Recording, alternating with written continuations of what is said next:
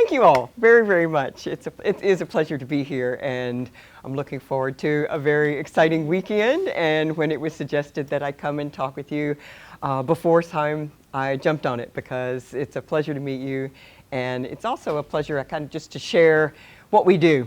And because each of us have our different specialties, and we bring special talents, gifts, and enthusiasm and inspiration to everyone else. And it's one of the reasons why I love this group, is because we apply it differently, and yet we all benefit from the experience. And there we go, we have an adjustment there, but thank you. And thank you, Joel, for that introduction. Yes, I have a very broad-based background, and in focusing on birds and birds art, when I begin a project, I usually have a look on my face similar to this. Where do I begin? What do I do? How big is it going to be? What's it going to involve? And then what we do is we fall back on our experience. And I started as first in my scientific illustration career, I started as an artist, then a birder, and a bird artist. And I worked for zoos and aquariums, and I worked for National Park Service, BLM, and Forest Service in providing interpretive materials. But one of the nicest things along my path is that I met my husband, Ben Feltner, who was he's a legend in Texas and the world as a professional bird guide. And he and I spent many years traveling throughout the world, and it added levels and layers to my experience as an artist, being in the field and guiding people, but also experiencing plants, animals, and habitat, and the incredible connection that they make with one another. And when I began working in interpretation, this connection between all of the life that supports one another, it all works together. And so this is near and dear to my heart, and something that I bring to my mix when I have a project and I say, how can I bring my experience to this project? I had an office in Seattle right across the hall from Phyllis Wood. And you may remember Phyllis. She created a book, Scientific Illustration, in her second edition, and she would come into my office and she would see my preparatory drawings. And they're piled here and there. And when she did her second edition book, she asked to include some of my preparatory drawings, building stages up into the final art piece in her book. At the time, I was also teaching at the University of Washington certification program for scientific illustration, and I taught wildlife drawing. And in those classes were the first time that I began bringing live birds into class. And we were at the Burke Museum, in the basement of the Burke at University of Washington. Now, whenever not all of us have a chance to hold live birds or dead birds, fresh dead birds. And whenever we have a window kill in our neighborhood and throughout the community they bring their birds to me. And it gives me an opportunity it gives any of us an opportunity to fold the wings, to see the movement, how beautifully streamlined they are, whether the wing is open or shut. You get a chance to examine, excuse me, the pollen is kind of giving me a little scratchy throat. These are frozen before they are shipped off, but it gives you a chance to, of course, measure the bills and feet, and to examine parts of the birds and their different angles that are very different than when you go online and do a Google search for a particular bird species. It's the photographer that selects the pose, that puts it up, and if I want to look at the width or measure the width of the underside of a rose-breasted grosbeak, the best way is to handle one or a comparative species. Now, the birds are frozen, and I fly them to Seattle to my friend and Director Emeritus of the Slater Museum, Dennis Paulson, and I package them up frozen. I have a letter on letterhead from the Slater Museum that says that I can transport these birds because As many of you know, it is illegal to keep bird parts and bits and nests and eggs, and certainly transporting them via TSA could probably be a little sticky. So I have a letter saying that I can transport these. If they lose my luggage, I don't want it back. They can keep it. Because, well, it's like a 2.5-hour flight, so I can get them there in frozen condition. But museum specimens, of course, have such valuable information for a bird artist. The measurable parts, the bill, the feather tracks, the coloration, the hard parts, sometimes, of course, soft parts shrivel up. They might change color. But valuable information can be gleaned from museum specimens, as you all probably know, living here in one of the world's finest and best museums on Earth. I'll tell a little side story. It's not often that Linda has a jaw-dropping experience. And thanks to Tina, I know my mouth is open, is when Tina very graciously gave me a tour and I got to experience the Eskimo curlews in the museum. And I'll tell you a little quick sidebar story, why this incident was very special to me. I mentioned my husband, Ben, who is a legendary birder. And when he was a young man, on March 22nd, 1959, on Galveston Island, he and a birding buddy were studying whimbrels. And they came across a bird that was not a whimbrel. And he knew, even at that age and that his experience, that he had found a living Eskimo curlew. It's the first curlew that had been sighted in decades, for they thought it was extinct. And he told his community, the Houston and the Galveston birding group, people came out to see it, and it marked a gold star in the sighting of this bird. In 1962, from March 25th to April 7th, he found another bird that showed up, because he then was everyone was diligently looking for migrating Eskimo curlews. And there were two on the island, because he and his bird buddy, someone reported one way down the island, and they saw this bird and then jumped in the car, hauled it down to the other end of the island, and saw the other bird quietly feeding in a field where it was. And so that was a confirmed sighting of two birds. The last bird left on April 7th, just a couple of weeks later, and that's the last confirmed sighting in the U.S. in 1962. So this is as close as I will ever get to an Eskimo curlew, to study it this close. So thank you, Tina. It was very special for me. So end of sidebar. But we build special relations. We are drawn to many different aspects of animal life and plant life and geology. And to be able to experience them and to fulfill a little secret dream. And the final note on that is that I have volunteered to paint the Eskimo curlew for my portion of a mural that the Artists for Conservation are creating a mural of 653 endangered species. And so I selected Eskimo curlew. Even though it's critically endangered, it's thought to be extinct, but that's my bird. So I have worked in numerous museums working with ornithologists. We worked with Dr. Dennis Paulson, like I say, at the Slater Museum, who did a a mammal guide to Alaska. And this is where I'm doing color snippets, color swashes. He brought out specific subspecies that he wanted illustration in the field guide. He was the writer, the author. And so I was comparing my painting and making sure I had the coloration right. Now, even though I'm no longer near a museum in Hereford, Arizona, a good museum is 100 or so miles away in Tucson. And so, yes, I lived in Seattle. Now I'm down in Tucson, the segue down there.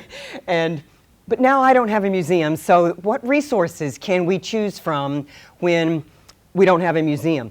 Well, the Slater Museum and Dennis Paulson has initiated an online open bird wing resource. This is a wonderful resource because museum specimens, you cannot open their wings. So they've gone and measured, statistics are also there of time of year, female, male, and numbered, and there's a zoom on it that you can zoom in and see the barbs and barbules. This is just zooming in on this little portion right down in here. So if you need to noodle out some information for an open bird wing, you can Google Slater Open Wing Collection and it'll get you there. And they also have some open tails as well, but they will have the top and the bottom side of the bird wings, and some specimens do have all of the tail feathers. There's other online wing collections, some I think maybe with USGS, I'm not quite sure, but they have selected primaries and secondaries, not the whole wing. They have them separated, and they're very good quality for examining, but they don't have the whole wing. And so putting the patterns together is a little differently. Now, in the bird workshop, we're going to start working with bird architecture. And even though their architecture varies between hummingbirds and ostriches, they're not nearly varied as much as, say, mammals from shrews and blue whales. So we begin with the study of the interior architecture, and then we move on towards the adaptations on how they make a living and what makes them special. And so we start with a little interior study. With this page, this was an excellent picture of showing variations in bills within a small group, American wood warblers. And so you can see from this image and the hefty bill up here to the tiny, tiny parallel bill here. So even with a group of warblers, one warbler bill, one bill does not fit all, and neither does their feet, because their feeding habits are different. They may be arboreal or they may be ground-dwelling. All of them are different. So the type of information that we can glean online helps us make sure that we have the right species identifiable marks, especially on the hard parts, the beaks and the feet, because the cloak of plumage will change. And the hard parts are something that everyone looks at first, that looks at it with a critical eye. This piece is walnut ink. And it was the first time I used walnut ink, and I really love it. This was in celebration of Charles Darwin's 150th anniversary. And although some of us may not get to the Galapagos, we can see, to see his finches, of course, to see those various variations and adaptations, we can do so at home. And the shorebirds are a great example of a variety of different types of birds that feed together, often on migration, in the same habitat, right next door to one another, and yet they all can take advantages of the food source. So this was my homage to that celebration. Now, live birds are a different experience in drawing. They're the next step into to totally getting your mind into drawing birds. We have the background, we can study the study skins, we study habitat, and then we have a bird in front of us to study. And I often work with educational birds, and this is Gabe, the Archangel Gabriel, and he is an educational bird in the state of Washington, a peregrine falcon. And you can tell that he has a drooping left wing. He is injured and unreleasable, but he makes a great educational bird. But even with an educational bird, he's not perfect. And with birds in captivity, their bills get longer, their toenails get longer, and the scales of their feet can get longer because their diet is different in captivity. But what you can learn from an educational bird is so much. You can add so much to the mix of the information that you're putting into your drawing. It's balance, it's attentiveness, it's sharpness. He was first very tense when he came outside, and she brought him outside looking at all the birds around in the garden, the vultures that were overhead. So he's stress panting a little bit with his bill open, but then he calmed down. So you wait a little bit, let the bird get into their comfort zone, and then you have a chance to observe something else.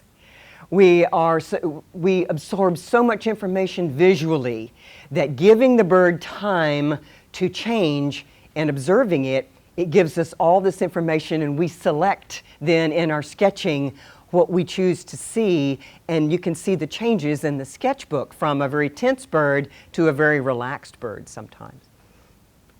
So sketches from a particular sitting can show that perhaps he's very tall and slender and drawn in, so he's a little more tense, he's a little more nervous, and then later on he relaxes just a wee bit.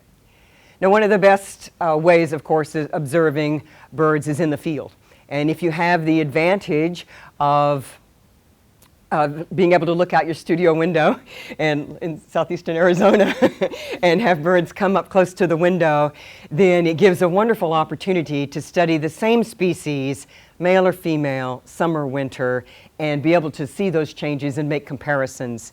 And so a live bird will show you feather wear from its outdoor lifestyle or its molting condition in each time of year. So there's a combination of information that we're pouring into our backgrounds and into our knowledge that helps us construct the bird and the bird expression, the image that we want to create.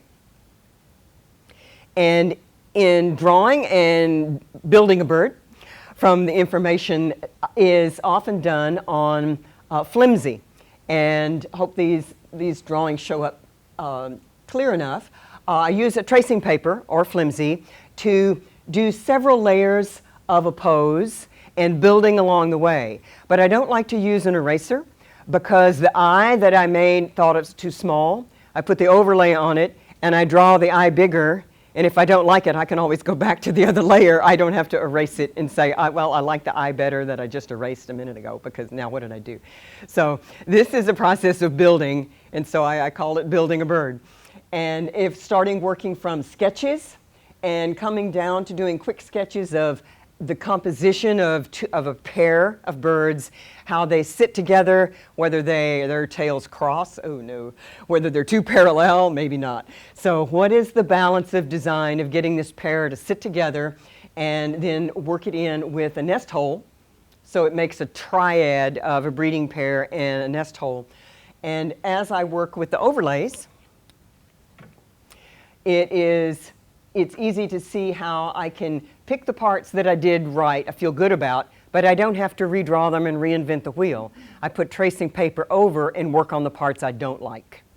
And for instance, the tail, I trimmed up the tail here versus here, and I began to count all of the feathers that are exposed, either in the primaries, secondaries, or coverts, and fill them in from here.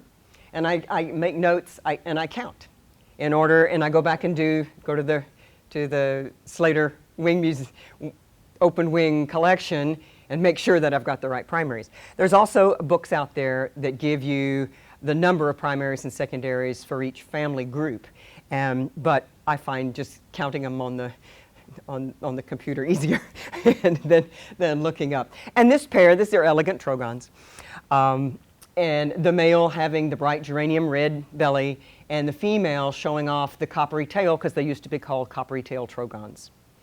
And they are worldwide, pantropic, trogons are, and some of the species are so close to one another that the only way you can differentiate the species is by the tail patterns, the barring in the tail. So by showing the underside of the male, we're also showing a part of the species that we need to illustrate correctly. This group is a group of Mexican jays, which are also right outside our window, and we get a chance to observe them. But one interesting thing about Mexican jays and scrub jays is that they stay in family groups for several years. And the yearlings, the birds of last year, which are, I just call them yearlings, I know it's a mammal term, but that's okay. They help raise and build a nest and feed the new chicks of the new year. And so as they stay together in a family group, they learn to one another. Corvids are very intelligent, and so they learn how to be in a family group and learn how to grow up to be the efficient and survivors, the efficient birds and survivors. So my goal was to produce not a portrait of this many birds. I wanted to produce an abstract mass that contained these family groups. And I liked the angle that they were because the distant ones could be moving visually forward to a center of interest. So it was the abstraction that appealed to me first in building this piece. So I put it in, I scanned the sketchbook, the first page, which is kind of higgledy-piggledy, and then I could clip out each bird and position them the way I wanted them. Also, when I began sketching, I did not pay attention to size. I wasn't picky about did I get the bill exactly right or did I have the number of bones in the toes exactly right. It was just a sketching experience because I wanted the gesture to work in the motion and in the composition. And so when I put them in Photoshop, I then began working with negative spaces to make the flow that I envisioned. And then I put my tracing paper overlay, and then I started working by hand again the details of the beak and the feet, and did all of that last. First, we build the proportions and the body and the weight and the balance. And the last thing that goes on is the feather detail. So they are beautiful cerulean and gray, blue, soft, very soft birds. And is it possible to turn that light down just a wee bit? Just to see. First switch towards the screen. Thank you. Thank you. Okay, thank you. Is that gonna work? Okay. I really liked the complementary color of the burnt sienna against this cerulean blue color. And so I thought, well, I'm going to do a nice, rich background just like the foreground. And then I saw this when I painted it in Photoshop in the layers. I thought, oh, I've just lost my whole composition. That will not work. So I backed off and did another layer. It's brilliant. And so I said, okay, let's lighten up. Let's concentrate in the middle. Still didn't like it. What I found that when I had all the layers off, I liked it with no background at all, but just a little bit of gray to bind it together, enough to give it a ground to sit on. So to me, it was just as meaningful to have the strength of the composition and the binding of the motion of the family group itself as it was to illustrate each individual bird. So the final piece was not so heavily cropped as the other piece, and we can see the baby birds are up at the very top. That is one, they're grayer, and right here they have an all pink bill except for a little black dot right on the edge of their bill. The yearling birds have half pink and half black bill, and the adults have a solid black bill.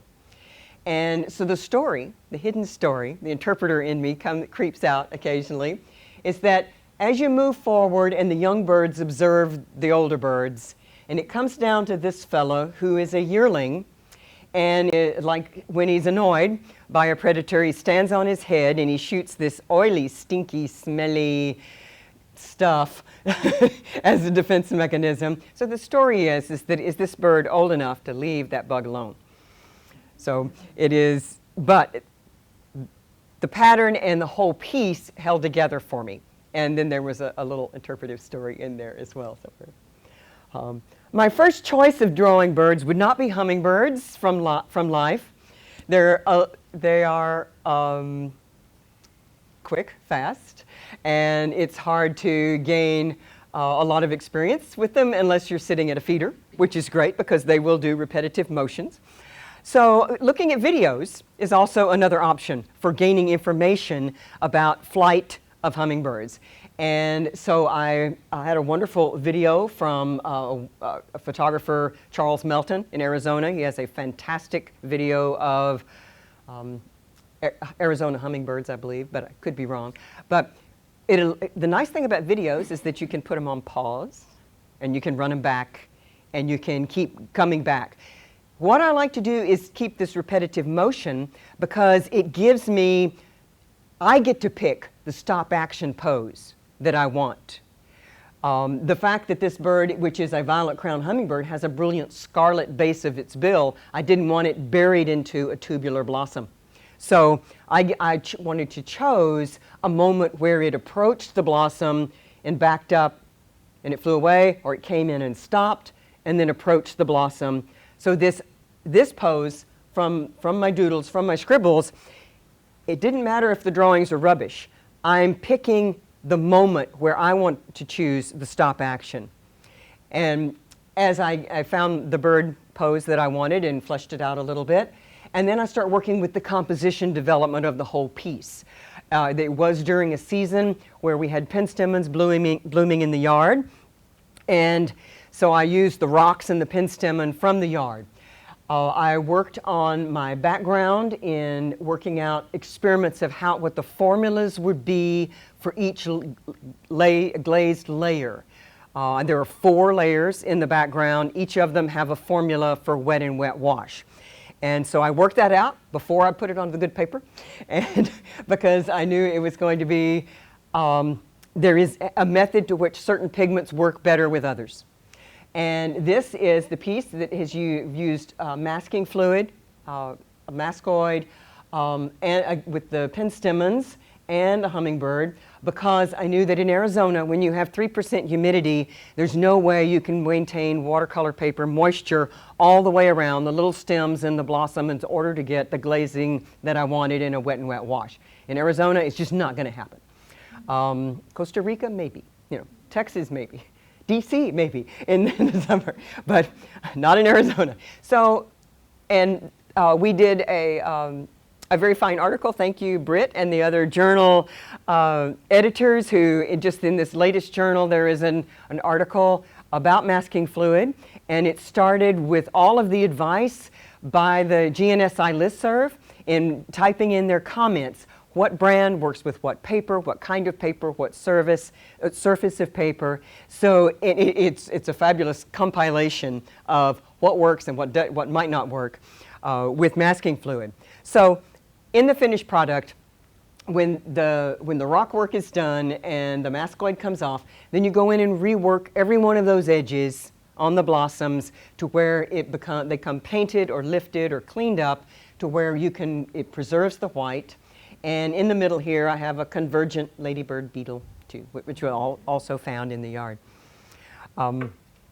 So hummingbirds are kind of flighty in a generalized way for their activity to watch them and drawing them for life. Barn owls, if they're an educational bird, they will sit very still for you, thank you, thank you. And you can get a chance to draw and experiment and try different techniques. And again, with an educational bird, the bird on the left that came to class was, and I made notes on the drawing that he's nervous, he's disturbed, because the streamlined nature of this bird is a nervous bird. But as he sits and became comfortable with us in our group, he relaxes, he rotates the head around, and you can get more relaxed studies. But the nature of the animal that we draw, if we're telling a story with it, we can learn from observing the real life bird far better than we can learn from a photograph. I had a project that I was working on for nighttime pollinators in the saguaro forest. And we live in Upper Chihuahuan, so we drive 100 miles to Tucson to be in Sonoran Desert. And the tall saguaro cactus are indicative of Sonoran Desert. And they are nighttime, the blossoms only blossom at night.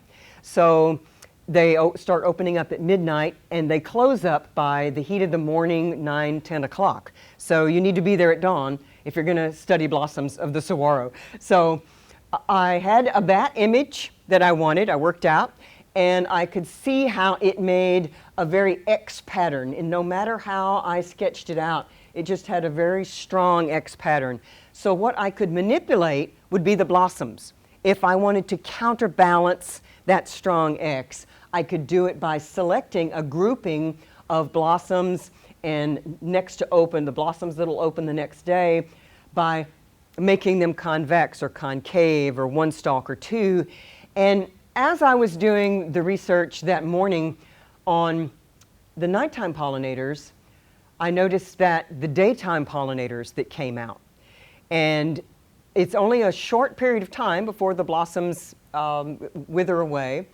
The non-native honeybees were very prevalent.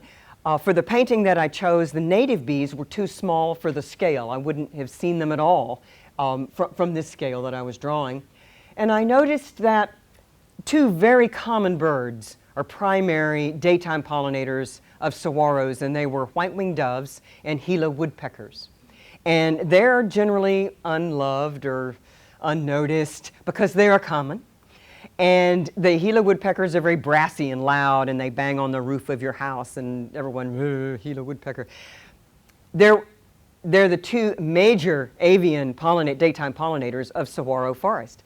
And as I was driving through Saguaro East, I noticed this version of the top of a saguaro. It's a cristate or a crested form, which is a rare form. They're unsure of exactly how it develops, but there are 4 or 5 of them in the saguaro forest and at the Arizona Sonora Desert Museum, which is at the Art Institute, where I've also taught for the last 8 years. And I saw this cristate form, the horizontal, and instead of working out laborious details of composition, I knew that's what I wanted to do. Boom, there it was. So it comes to us, it strikes to us, the perfect moment, the perfect idea may evolve, and I have never done the bat piece, so I don't know if I'll ever do the bat piece again. I did a grayscale study, and this is in graphite and scratchboard, and it's about 5 by 9. So this was my study that I did, and I chose the Gila woodpecker peeping out from the side, and I chose non-native honeybees because they were scale, but still, they're everywhere. They're massive pollinators in this forest.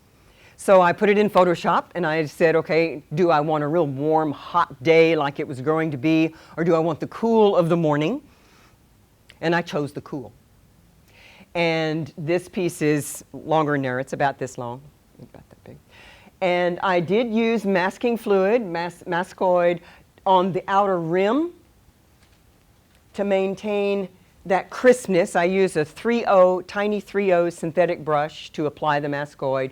And the inner spines, I did some blotches down on the pleats, but all of the spines on the inner part I lifted out because it's in transparent watercolor with granular pigments, and so I could lift them out.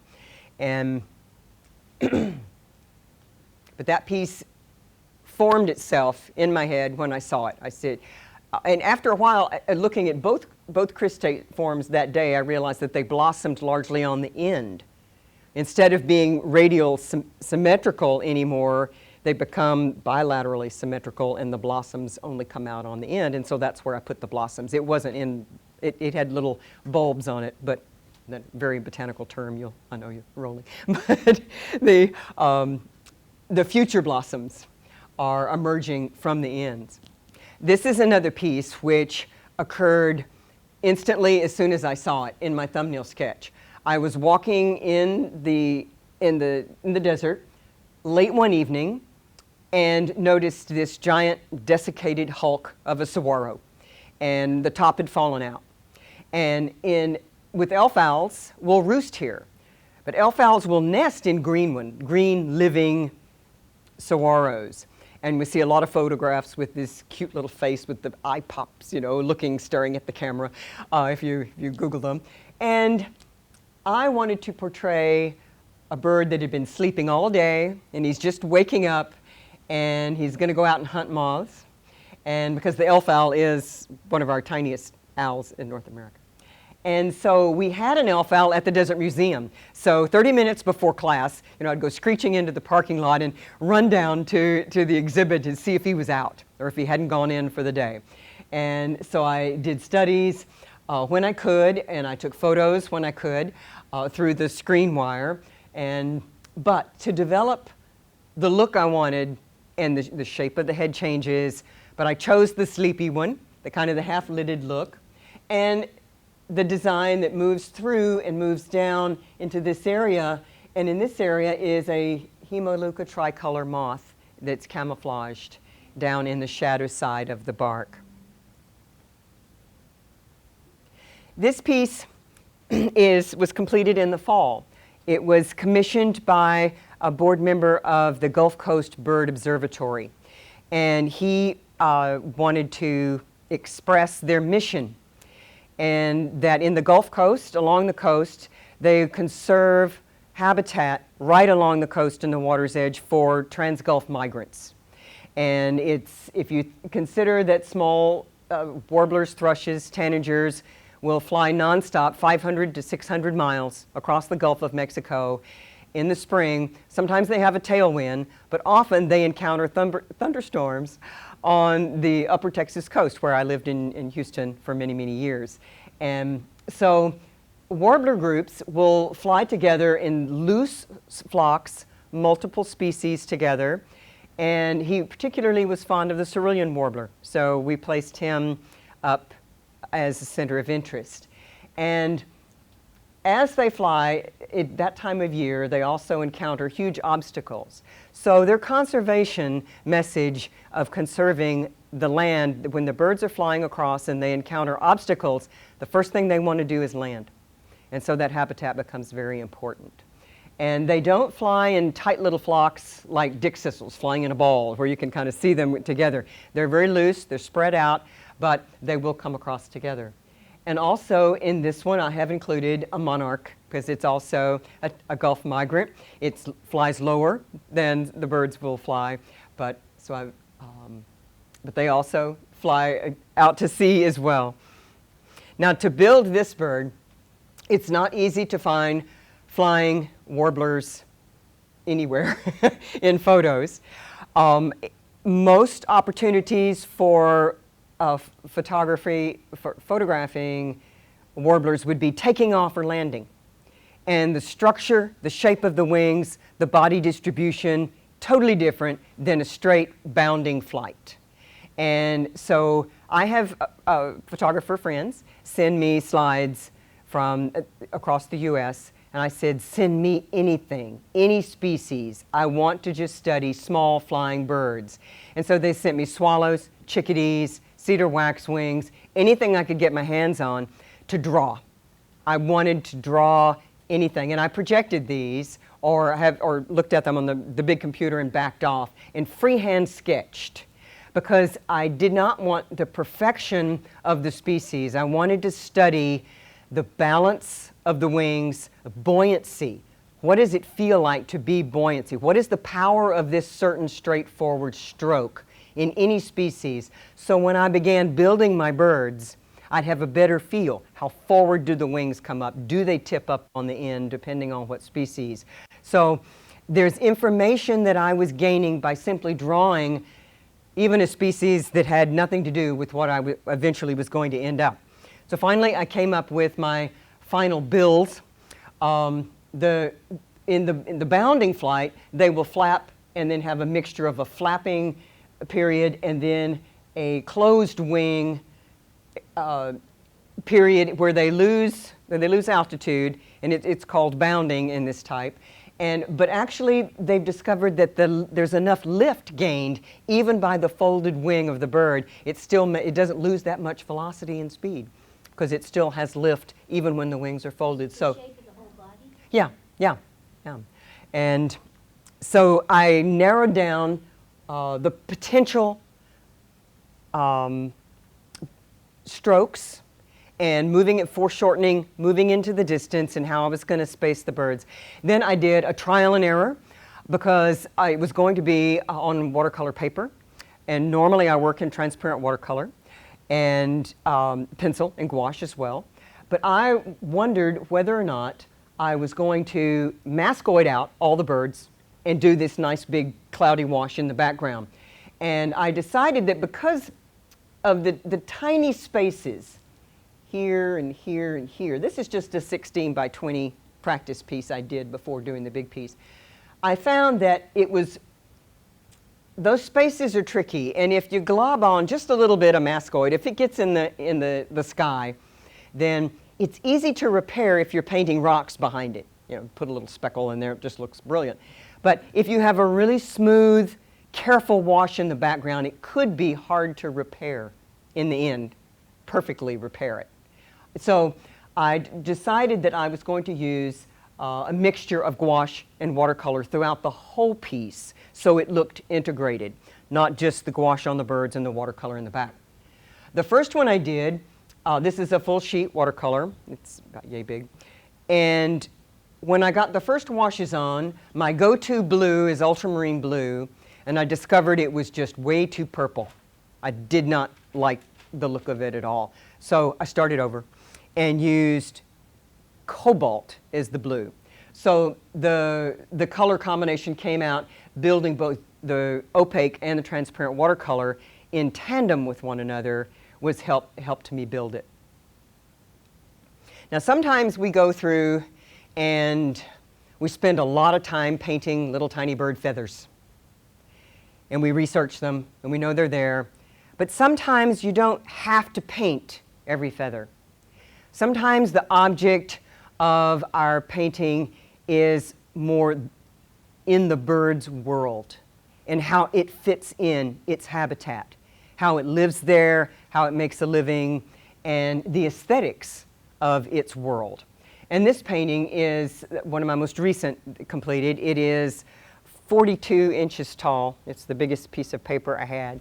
And it was inspired by going to the Chiricahua National Monument, which is about an hour and a half from our house, where they have giant pillars of rock work. And this bridge was formed, and I just imagined an eagle sitting there. We'd seen golden eagles coming in right as we came into the park, and we said, ooh, that's a good touch, because a little rock wren wouldn't have had the same effect as the golden eagle as far as size and scale. And the counterpoint, it was a little too cold for lizards or arachnids or insects that I put in the paintings. So I chose white-throated swifts. So they are very much in the background, but they're my counterpoint species that connects also to the habitat, because they're found in that habitat year-round where we are. So we were talking about Notan earlier, and this is just the developmental sketches, the first sketch of the landform. It made such an interesting bridge. It would even make a cool horizontal painting, I think, maybe with subject matter in there. But the first sketch on the right, and then I began to develop a series of compositional values in Notan. Notan is a Japanese and early Chinese as well method of harmony of black and white. And in a composition class that I teach, we study this balance. A lot of balance in composition is intuitive to us, but there is a study which we can fine-tune it and make it absolutely so balanced where the eye moves through, and it brings out the aesthetic balance of a piece. So not only do we paint feathers, but we also paint an experience as well. Now, oh, there's the studio piece. That's the last one. There's my studio with the drawing that it hung off the table, but I have an electric drafting table that can move up and down, so I could work with the first part of it there. So what happens when we draw? We focus. The eye is giving us so much visual information to be able to process. Drawing helps us plan a pathway of seeing, and I know that's kind of cliche, but this pathway is like a mystery unfolding. The more we look at something, the more we observe, but to study it, the mystery in the path is that we're eliminating the unnecessary, whether it's a building or a landscape or an animal. We're eliminating the unnecessary and focusing on those elements that are the essentials. And as artists, creators, we're taking that pathway, we're showing how we're thinking about our sketches. And the focus is very, very important. So like a mystery, it's discovering the pathways and revealing this pathway. It trains us, yes, to be better observers, but we remember things longer. The brain remembers longer. And yes, he was just adorable, even though he goes to sleep on you in the back. It gives us a chance for closer observation and closer studies, and that's why I like bringing live animals into class, because we don't often get such close encounters. And yet they give us opportunities. We draw, we think, we process, we remember longer. It is a brain function that we remember longer. And so the end results, the sketchbook that everyone shows, whether it's good, bad, or ugly, my sketchbooks have them all. It's think how valuable what Leonardo left us, Andrew Wyeth, Henry Moore, Tunnicliffe, Jacques. These artists have left us sketchbooks. So sometimes seeing their sketchbooks gives us insight into what they were thinking at the time. And sometimes I find them more interesting, or the mystery is better told than seeing the finished piece all done up nice and tidy. So drawing allows that special process of thinking, but being able to look at people who inspire me, their sketchbooks, it rocks my world to think that this is what they were thinking at the time in their processes. And so drawing stimulates this inquisitive nature, but it also works with our brain, our eyes, our hands, and we process differently. And so this is kind of the thrill of drawing. So remember, we go back to say, oh my gosh, here's the beginning, what do I do for this project? Well, we do the background work. We do the study. We do the composition. We have our palette mixed up. We set everything out right. It's drawn, ready to paint.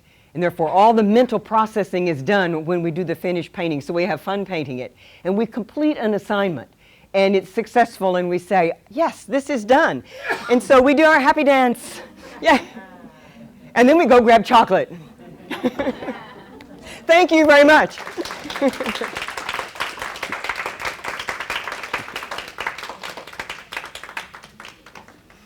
Thank you. Question. Yes, any questions? Yes, sir. That one drawing you did with where you showed the bird's tail, the male tail, but not the female tail. Was there a reason you left the female tail the underside? Yes. The decision was, let me go back to that, in the trogons. Yeah. The male has a coppery tail on the upper side of his tail as well. But seen from the back, you don't get to see the red belly on it. So in seeing the front view of him with the underside of his tail becomes with more diagnostic features. So by the female showing the backside of her tail, meaning that she's more subtly colored for camouflage, but you get to see the same diagnostic features of both male and female. So they're both the same. They are. That's why you didn't have to show it. Right, Okay. right. So it's kind of the best of both worlds in showing a pair together. Another thing is that they're sitting in two different poses. Trogons will perch very quietly on a branch. You can walk right by them. But one pose is that their feet are kind of down and their legs are up and they're hunched over, very comfortable. And the other pose is like the male where his feet are up high and he's kind of perched up like this. So they're both demonstrating two comfortable poses that they both could be in. So I chose a little bit of each. So, did that answer your question? Yes, thank you. Yes? What pencil are you using on your tracing paper? Is it like a general layout pencil? It's a clicker picker, a clicker pencil, mechanical pencil. Oh. It's a 2B, and it's 0.05. It's not, or sometimes I'm getting into an 03, but usually it's an 05, 0.05. That's what I like 2B5. I'm very interested in that because it looked like a broader stroke than I would get with that, and I thought maybe it was a general layout wooden pencil. I like the mechanical pencils because I don't have to sharpen them. But if I need to sharpen a point, I have to take a Post-it note, and then I just kind of polish it down, and you get a razor point to get the little bitty bits. And then I can lay a lot of graphite down, and then I smudge it with my fingers a lot. And I get it everywhere. But I've always used my fingers to smudge in gray areas quicker, and the 2B gives up the graphite. Yeah. Yes, sir? I find a lot of times I'll get caught what I feel like is too long on the studying and the background work. Are there like tricks that you have for knowing when it's time to get past that? Like you've got enough, move on. Yes, that's very realistic because sometimes you can over-research to death, and there is a time to stop. Being self-employed and working with contracts, I have deadlines. And so in order to pace myself, I try to discipline myself to meet my deadlines on time. So sometimes there's just a sheer time constraint that says, this is good, move on. It's just a sheer reality of it. So, but it's kind of a coin toss. Yes, Joel? I'm not sure if you said how you got those poses for the trogons, but I know you could call them in with recorders. Do you consider that ethical, or do you ever do it, or? Yes, I have. I think it becomes unethical when you bug the devil out of a bird and you disturb it. Because what you're doing is you're upsetting its world by calling it in. Sometimes to bring it in to see if it's there, like in a breeding bird survey, we'll sometimes call birds because we're birding by ear. And therefore we don't need to see it, we don't need to identify it, we don't need to show it to a tour group. I'm not sketching, I'm not photographing, we simply want it there, so we will call and hear it if it responds and then move on. But I do think that a lot of people overuse recordings, and I'm glad to see in a lot of refuges where they say do not use any recording at all, or no spishing, or tweet, or screeching, or tweeting, or any noises at all that might disturb it. Because if we think about, especially in migration, people remark that, oh, the birds are singing, they're so happy. You know, it's spring, they're happy. It is one of the most stressful times in the calendar year for a bird. He's migrating, he's finding habitat, he's finding a mate, he's raising babies, he's feeding, both. And they're defending their territory in order to raise a brood, and it's not a happy time for them. So overuse of recordings during that time, I do think definitely that there's a limit. That's a good question. Anyone else? Yes. When you do the layering with tracing paper, how many tracing papers do you usually use per project? Oh, a lot. I buy it in bulk. I do have a favorite tracing paper, and that's Canson, because it seems to be the most transparent and has the smoothest surface. I use as many as it takes to get the bird right. You know, and I brought a handful of them to show in class to see how many renditions of a bird that I might use. And then I might go back to stage number 5, you know, because or totally switch over. I think this pose I've worked out is actually going to work better on a different species. And so then I'll take that half pose and then I'll trim it up and make it into another species that better suits its behavior. And I actually have examples of that. But yeah, I'll use a lot, and I buy it in bulk whenever I order for my classes. Yes, yeah. Joel. What's your favorite watercolor paper? I have mostly Fabriano Artistico now. It's a 140 or a 300-pound cold press. And lately I've been painting on rough, too. It has such great absorption qualities for clouds and rocks, especially. And the eagle painting is on rough.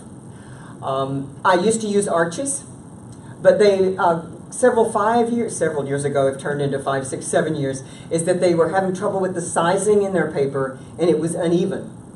And I don't really like the animal glue smell in arches either. When it moistens, it's kind of stinky.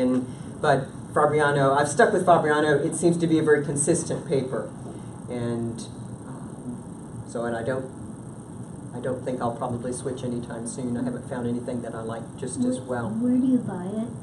I buy it online. Down in Hereford, which is not even a city, it's an unincorporated area. There are no art stores within 100 miles. I have to go to Tucson. And so I order everything. I also order bulk for my classes as well. And so I'll choose any number of the top big houses that gives me, that has all the supplies I need, whether it's scratchboard or pen and ink, watercolor, pastel, pencil. If they have it all, then I'll buy it at one place. It's usually Dick Blick, but because I bulk order so I can get free shipping. Yes, sir. Yeah, can you say a little bit more about how you work in between, or going back and forth between the hand drawing on the layered sketch, layered tracing paper, and then you said layering on the Photoshop or something to play out your colors, and then transitioning back to the final on paper? Yes. Let me see if I can find a good example here of. let's see, well, this one doesn't have the actual tracing paper. But when I freehand draw it and then put it into Photoshop, clip them out, adjust, work up my color scheme, and then when I get it like I want, it depends on the size, the final size piece. This piece is kind of large, and it's pastel, so it was on a different kind of paper. I will print it out on my laser printer and tile it together, and then I'll strip tile it together and then just use a graphite paper, carbon paper, but graphite paper, to transfer it to the good paper. Because by then I've done so much processing, and then I lightly try to get as little amount of graphite on the paper as possible, and then I can get in and paint. I do have a projector where I will just digitally project sometimes. But I find that I'm not happy with this projector, and it doesn't give me the projection quality that I'd really like to trace from, to where I can get it to trace it on there. But also sometimes there's some shifting and angling, some keystoning, and I am a little afraid of that sometimes, because what it does is that it alters my drawing. I've worked so hard to get the bill just absolutely right. I don't want to miss the fact that my drawing table might be off, or this machine that I don't like is wonky a little bit. So I don't like to digitally project, but I have. And sometimes I'll do a combo of both. I'll get in for the final piece that just has to be traced off properly. I'll do it by hand and then project the rest of it. Did you have a question? Yeah, I don't. When you were grounding your birds with the negative space, do you find that when they're flying, you still need to ground them? And have something. Like I noticed you put a wash around them. Are you start trying to do something there, or is it okay to leave that out? Let me understand. There was one grounding. One drawing. Yeah. In here, you put a silhouette around them. Is that to ground them, or what's the purpose, or is it just illustrative? You mean a background? Yeah, it's a background. But when you had the negative space on the earlier drawing, when they were on the ground, Where they're on the ground. you created a real ground. A real ground, yeah. But does the concept of grounding apply to the air as well, or is it just? Not in this instant. I did want to place them on the ground with a little bit of perspective because of the direction of the flow of the composition. It starts in the back, and the eye moves forward through the mass, and so from the angle that it's done, it allows for the overlapping, and so I wanted it on some sort of physical ground. And these are emery oak acorns and leaves that are found in the yard. And so because I felt that it bound the whole composition together better than if they had a little leg sticking out. But in the air, rather than to ground them, this was an experiment to see if I could paint the bird first and then paint the background around the bird, leaving it. So I knew I was going to have great big rain clouds. So in order to introduce a wash behind it, in Arizona's lack of humidity, getting a wet and wet wash to perform at that size and going around that little tiny detail is problematic. It's not impossible, but it depends on the end result you're looking for. So I did this. This is just a 16 by 20 piece that I wanted to see if I could incorporate the opaque and transparent watercolor, but then could I paint transparent water around it? So that the fact that it has some paint around it simply was my own experimentation to see if I could paint that close to it without disturbing the bird. And so it helped me figure out, I knew I wasn't going to do the birds first. There's just no way. But it was a matter of, do I want to paint the complete background, like this one, and put the birds on it? Or did I want to mascoid the birds out and preserve the white paper? That way I could do the whole thing in transparent watercolor. So that was the choice I made, was to use both, because I knew that I wasn't looking for a completely flat wash background. It was going to be tumultuous clouds, and so I didn't know what to expect behind the birds. By the time I started washing paint on back and forth, I didn't know whether or not this was going to be a smooth area behind this bird. I could sort of gauge it, but not with the exactness that I needed. So And that was done first then, the background was done The first. background was definitely done first, just like this. This was my reject background. Mhm. It was too purple. And this was just the first glaze on the background. And then I switched it off. Yeah. And this was the big one on rough paper. And because of the granular quality of the pigment, it enhanced the rocks, being just a big, huge piece. Any other questions?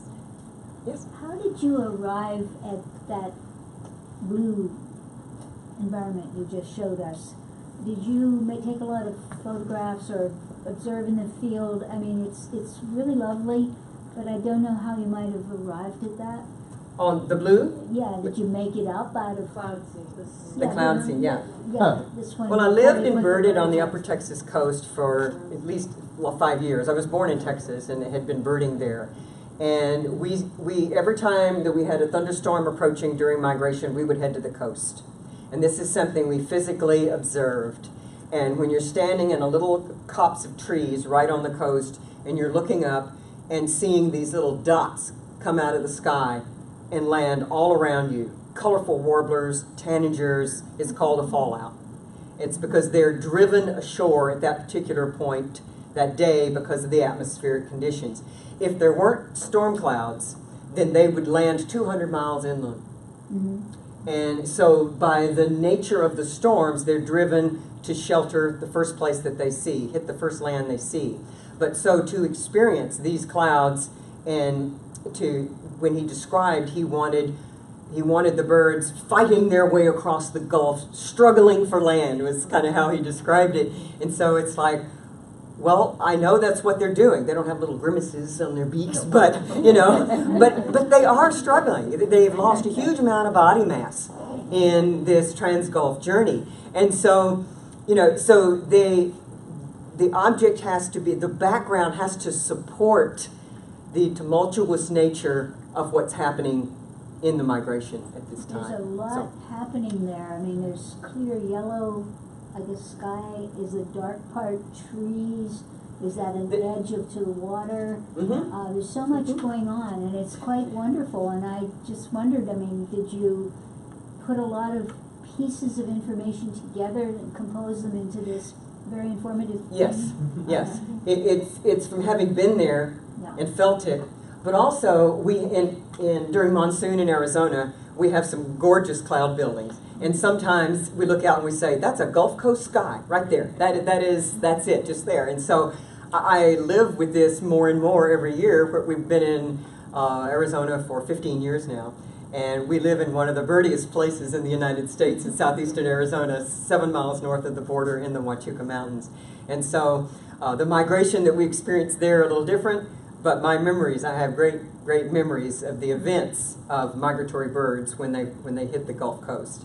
And the first thing they want to do is bathe and rest and feed. And when they're all over the ground, there's just buntings, painted buntings, just this colorful menagerie all around you. And they're bathing in a little scoop of dirty water created by a cow hoof. They have to start feather maintenance. It's a lot of wear and tear, but they want to get all fixed up, ready for the next leg, and then they start feeding. And it is a spectacle, and it's rather awe-inspiring. So when I received the commission, the thoughts and the minds, of going back, how do you pull this image, this fighting migrants across the Gulf? It's like, okay, let's start working on this. And we kind of go back to, let's see, here, and what we do. And of course, then we wind up with the happy dance.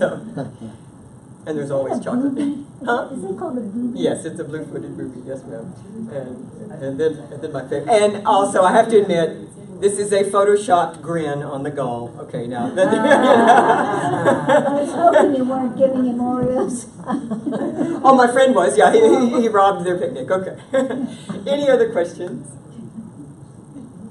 Well, thank you very kindly.